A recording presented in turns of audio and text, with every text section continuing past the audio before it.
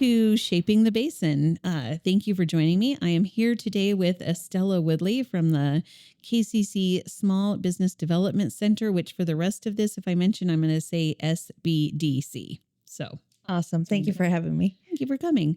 We have been asking our audience for questions. And so I'm just going to start with those really quick, and then we'll go into my questions. Okay. But the first one was, what's one piece of advice that you wish every new business owner took to heart? There's so many. I would say networking and getting involved. For me, when I opened up my business, that was the one thing that my mentor in Salem told me. As soon as you get there, get to know your community, know what's important to them, and get involved. Volunteer is super important. You get to know a lot of people. Find a mentor, somebody, another business who is doing really well, and just go talk to them.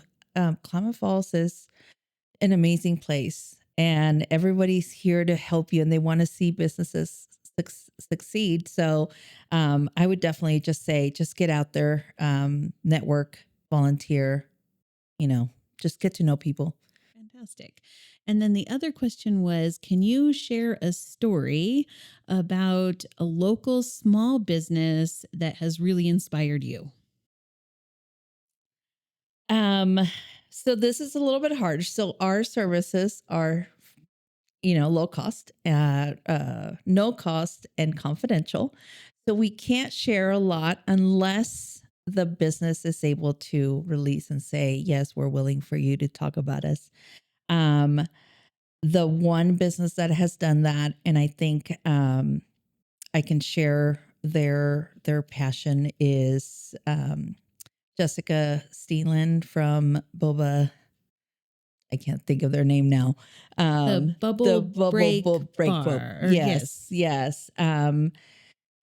She inspires me. I like what she's doing with the youth entrepreneurs, starting the fair to get young children to get them exposed to what it means to own your own business. I love her story, her and her family, how they got started, her passion to move in this community and make it happen for them, I think is super amazing. I mean, all our stories are amazing, but that one's one of the most recent ones that I've got to see flourish and is exciting. That's cool. It sounds like she needs to be a guest. I think she does. This podcast. Yes. Someone else actually referred her as well. So she is on my list. Oh, good. So thank you. Yeah. Thinking about the SBDC, Small Business Development Center, what is it that you do? So we offer no cost advising and advising on every topic that you can think of for a business. So marketing, financials, AI, how to use it with your marketing for your business. So any variety of things. So we have 3 advisors. I'm an advisor. We have Courtney Tabbitt, who is our financial advisor, and also Denise Brakeman, who is our more generalist advisor. They're all great and they do a great job, and they want to be able to help those businesses be successful. We also offer low cost trainings, and the trainings are really specific to what we see that our clients are needing. So when we see a trend over a couple of years that clients are coming for specific help, then we try to develop a course so that we can offer it for more businesses. Right now we have an accounting, so an online QuickBooks class. That has been one of the ones that has been asked for quite a bit. And so now we have that class. We also have a course on hiring your first employee. There's a lot of different rules and steps that go into hiring that first employee. And so we develop a class on that as well. And then our normal ones that we have that are run every month are Smart Startup, which is where our entrepreneurs who are looking to start their business, who've never owned a business before. It's just those basics about where do I register with the Secretary of State? What kind of funding is available in our community? How do I do marketing? Where do I need to register with the city or the county? So all those questions are answered in that class. It's a 3-hour class, and we offer that in person and online. And then we also offer a write that business plan. That's the next step of, owning your business. You want to make sure that you have a good vision of where you're going. And also, if you're looking for funding, any funding institution, commercial bank, or other, they're going to ask you for that business plan. And so we make sure that you write a good detail one so that you have a good presentation when you meet with one of those people. So that's what we do. Those are the main things that we do. Um, and we're very passionate about supporting Klamath Falls. And so our advisors are always eager, and, we want to get the word out there of what we do all the time. So this is why we get involved. Yeah. That's fantastic. And uh, along those lines, you mentioned you're passionate about it, but let's tell me how you got to be doing that and maybe how you got to Klamath. The way that your life goes sometimes is not what you thought it was going to be. I moved to Oregon back in 99 after college, and my focus was in education. I wanted to be a teacher. But when I moved to Salem in 99, I could not find a job. So I went to Express Employment Professionals, who are a staffing service, and they were recruiting for a bilingual receptionist. So I went and applied there. And next thing you know, that's what I was doing. I enjoyed it. I loved helping people. And after about 4 years, the owner of that office came to me and asked me if I wanted to be a franchise owner, and put me on that track of owning my own franchise. After 2 years, they gave me an option of moving to Klamath Falls or to Mesa, Arizona. I don't like the heat. And my husband at the time had family in Tule Lake. So we knew about Klamath Falls. We liked the area. So we decided to take the plunge and just start here. Um, Owning Express Employment Professionals was one of the best experiences of my life. I loved our community. I loved helping those employers who needed people. But I also was a mom. And so there was a lot of changes in my life, and decided to sell that and go work for somebody else. And this is where kind of your first question about what advice would I give, the networking opportunities that I had and the people that I connected with when I had Express is how I was able to get my next jobs. It was people that I knew at Rotary, people that I knew here at the Chamber of Commerce. And, that those connections are the ones that got me to where I am. Kat Rutledge, who was the director of the SBDC at that time, has been my friend for a very long time.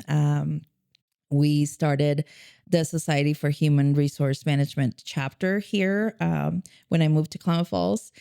And that's how we've known each other. She ran the center for 10 years, and she would call me every once in a while and ask me, do you want to be a business advisor for me? And I would tell her, gosh, I don't even know what you do. I've never heard of the SBDC. I don't know what that is. And after COVID and working in the medical field, where I was an HR manager, I was ready to leave the medical field. COVID was really rough on everybody, especially those in that field. And so Kat called me at the right time again, and I decided to become a business advisor and help her community.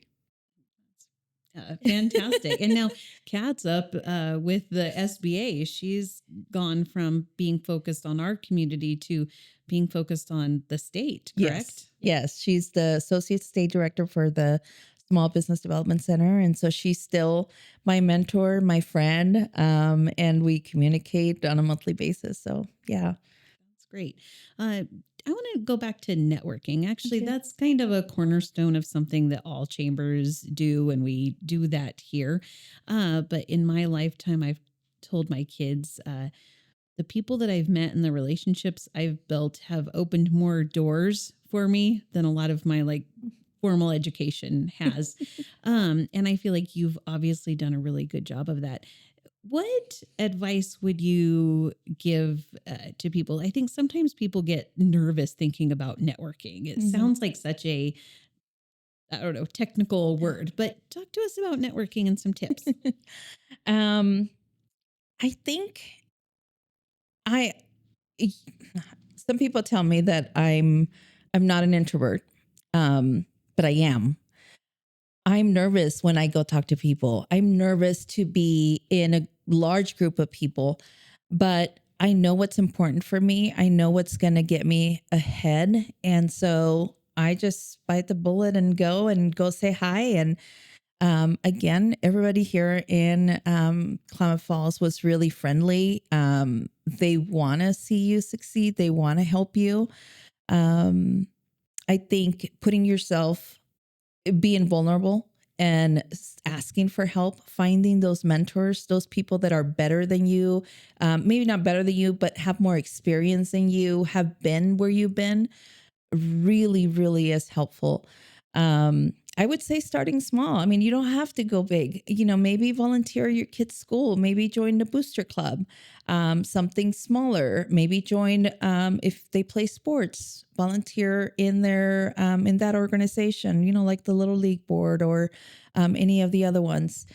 Um, and then the chamber is, you know, that's the best place to network.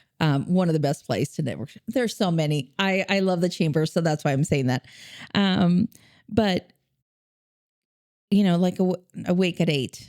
You know, that's a very casual environment where you're not um, have to give a big presentation. You could just introduce yourself to people. Everybody knows that that's the point of that. I know that there's others out there. There's a mixer after hours organization as well that you can attend if you wanted to do it after work. It's just starting small and finding those friends or people that are gonna guide you and help you. I had several mentors along the way. I still do. I think that's important. And they'll push you. They'll come with you to those events if you're shy. Why, you mentioned you're passionate, obviously, about small business. Why is small business so important to you and to a community? I know that a lot of people say, you know, let's get a big Costco, big box stores here.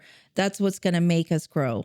I think our country and our communities are founded by small businesses. It's the one, two, three employees, um, shops that stay that make a community flourish, that gives us options. If we only had one or two, three big stores, that's all we would have. We wouldn't have the diversity that we have with small businesses. Um, my I never thought about this, but my parents are small business owners. And so that makes me very passionate. I want them to be successful and I want to make sure that our businesses here are successful as well. So I want to give my part in being able to help. Um, I think that's it. I don't I just love what I do. I love seeing our community grow and you know, seeing even if I don't help somebody open up their business, I'm excited. I want to be able to go support them. I want to, you know, tell people about them so that they get the support and they stay and they grow. Mhm. What kind of business do your parents own? So my dad owns a farm, sugarcane farm, and my mom's a hairstylist. Oh, very Yeah, cool. yeah. I did not know that. That's neat. Yeah. Um, Talking about small business, right? Sometimes obviously that's something I'm passionate about as well and wanting them to succeed.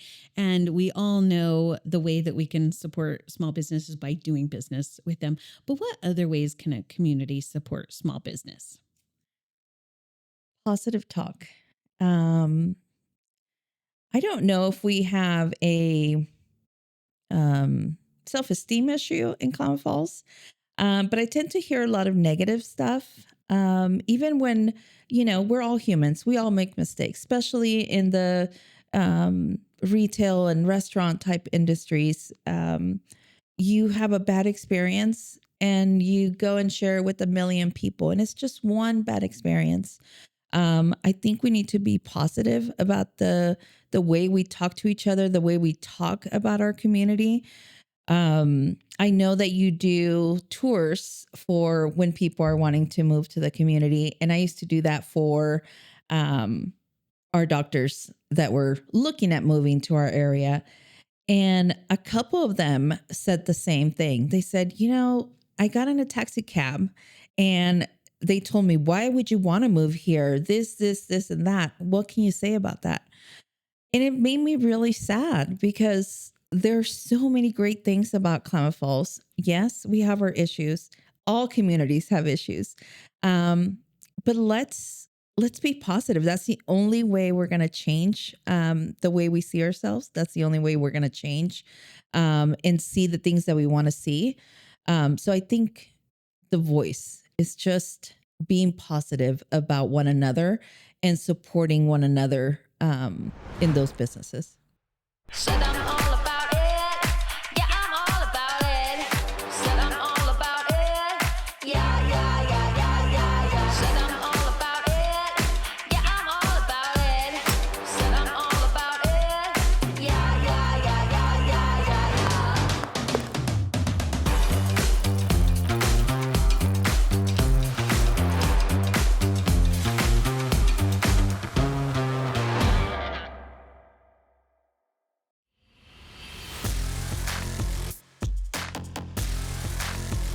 If a picture says 1,000 words,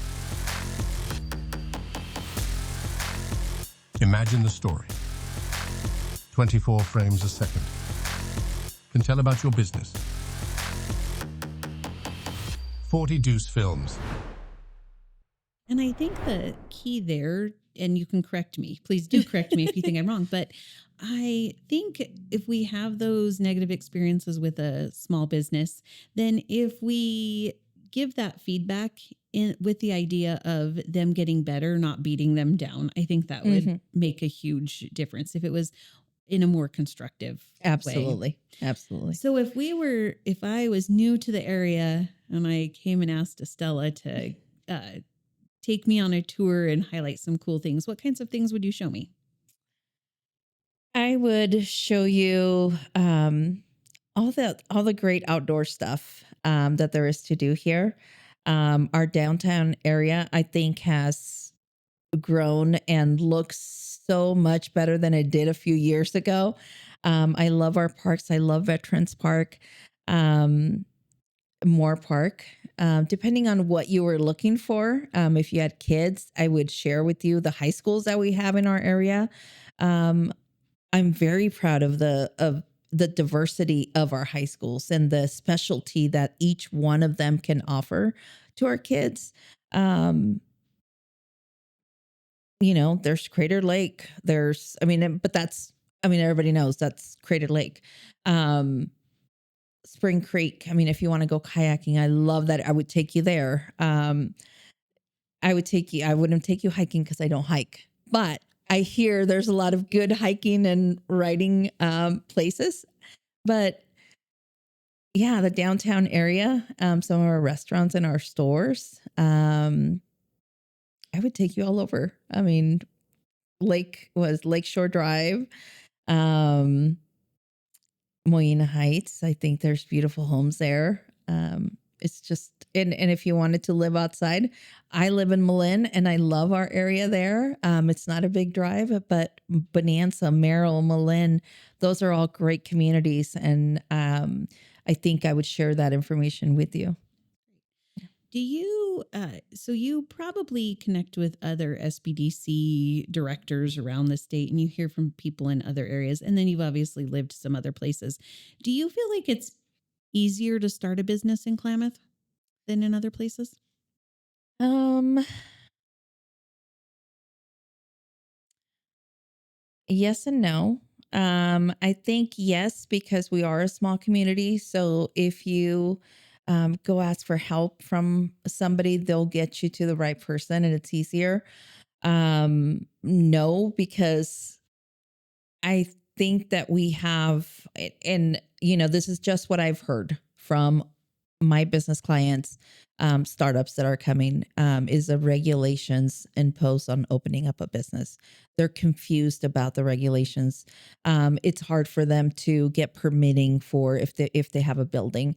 They have a little bit of funding, and so they are not able to get big loans to start up their business.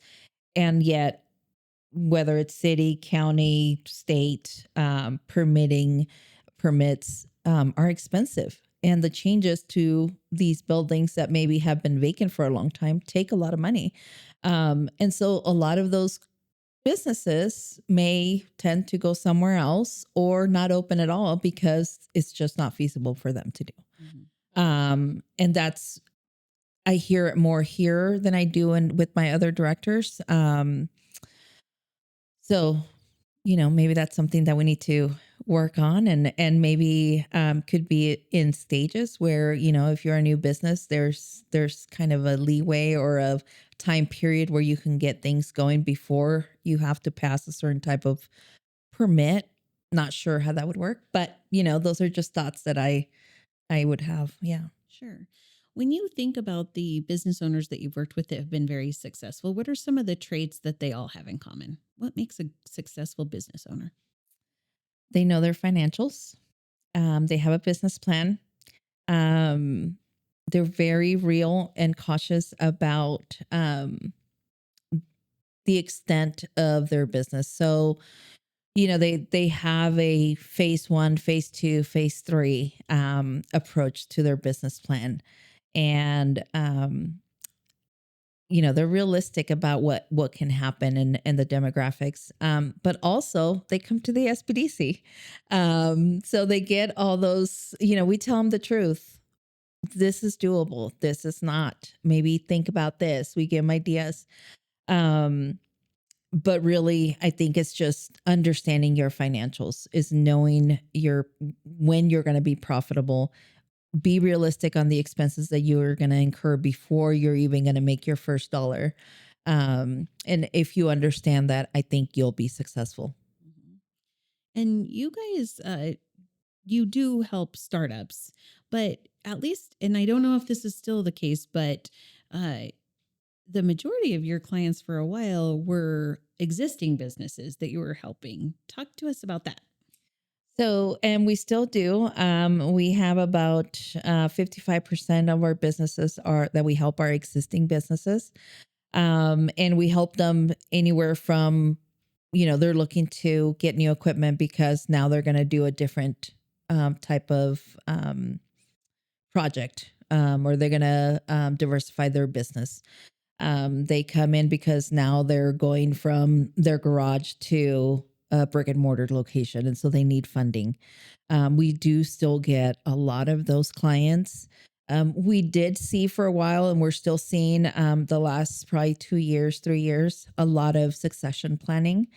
So clients that are looking to sell their business, retire, maybe hand it off to their family or sell it outright to somebody else. And so we've been focusing on that as well.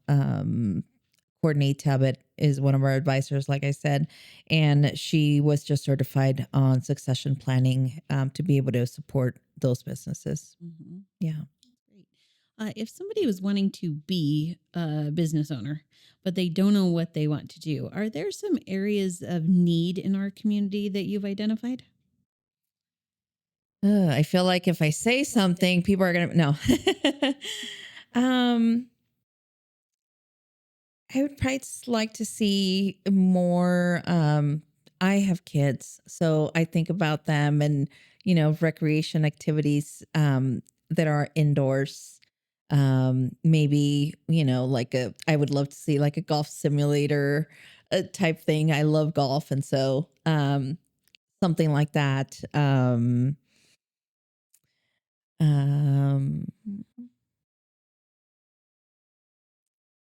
I don't know. Yeah, I mean, I feel like everything. We need a little bit of everything. I think that that's probably true too. So thinking about maybe a young person, you mentioned kids. If a young person thought they might eventually want to be a business owner, what kind of education or experiences would you encourage them to get? I would definitely, again, ask them to get involved, but look at your immediate world in your immediate area and see if there's a problem that needs fixing. Look at it with, I need to fix something that's in my area. What would that look like? Or what would that be? And then ask questions. Maybe go to KCC. We have a great apprenticeship center there. If you're looking at trades, um, that would help you discover a way of how to fix that problem. So we had a student that participated in our Badger Venture competition a couple years ago. Very petite. She was in the diesel department and couldn't get her arm under one of those engines and needed a tool, a special tool, in order for her to be able to reach and leverage to be able to unfasten a bolt. And she came up with an idea of how to make an extension to a nut, to a tool to be able to get to that area. So it's just looking at what you're already doing and then trying to figure out where to go. I mean, you can go to KCC, you can go to OIT, both great schools that can help you think outside the box and find an area that maybe you would be excellent at. Yeah. Badger Venture. People may not know what that is. So tell us what Badger Venture is. Yeah. So Badger Venture is our entrepreneur pitch concept competition. We have that every year. It's coming up on April 23rd. We have 5 teams that are competing. So the students, they're KCC students or alumni, and they created something and they have 7 minutes to present it to in front of judges who will judge them on their presentation and their whether it's a prototype or a business concept, and they'll win money. Eventually, we are a feeder into the Invent Oregon competition, which is the state collegiate pitch competition. So they're able to. They usually choose 1 to 2 winners of that event to move on to the state level and compete for more prizes. Our first and second place win anywhere between $1,500 to $750. That helps them move on and be able to either continue with their business venture or just take the money. Several of our competitors and our winners in the past already have their businesses. Wyatt Paul from Porthurst, he was our first participant of our Badger Venture, and that's what he used some of the money to be able to start his business. I know Wyatt, and he's a great chamber member, and I didn't know that. Yeah. That's fun. Yeah. And then you said they go on to Inventor, and that program. Did Wyatt go on to Inventor? Has anybody local been up to the state competition? So only the prototypes go to the Invent Oregon. Yes, last year we had Gabrielle Martin. She is from Posey Wall, and she won our competition here and got 3rd place at Invent Oregon and People's Choice Award. So she ended up with, over $5,000 in prizes, which she is now working on for her patent for her invention. That's cool things happening here in Ohio. That's pretty neat for somebody to go from here up there and place 3rd. That's pretty cool. Yeah. Great. Well, I appreciate your time today. I have 3 kind of fun questions that I ask everybody at the end. If I handed you $250,000 to make a difference in our community, what would you do with it? A great question. I would probably, $250,000 is not a lot, but it would make a difference to our new small business owners. So probably create like a $10,000 to $15,000 micro loan program or grant program that would help them get that business started. It's a great answer. Yeah. What is tell me about one of your role models. I would say my mom. My mom is the best role model. She's very, I am not crying. She is very outgoing. She doesn't let the negative stuff get to her. She's had a tough life moving from Mexico. She was a nurse. She graduated from college there, was a nurse, and then moved to the States with my dad and didn't know English, didn't know anybody, and still was able to create a life here, give us a great example of working hard in the field and then eventually getting her certificate for beautician, even though it was all in English and she doesn't speak that much English. So she's just great. If she can do it, anybody can do it. And is there a book or a podcast that you would recommend to people? One that really stands out. Let's see. I love the 5 Minute Morning. I don't know I can't remember who the author is. Rachel Spoon from State Farm is actually the one that got me into reading this. And it's great. It's that starting your day with a purpose and organization and thoughtfulness so that you do have a good day and a good week and a good month and a good life. So it is one thing you do in the 5 minute morning that you never don't do. I pray. I pray for 5 minutes just to make sure that, I have God with me and I know that with him, everything is possible.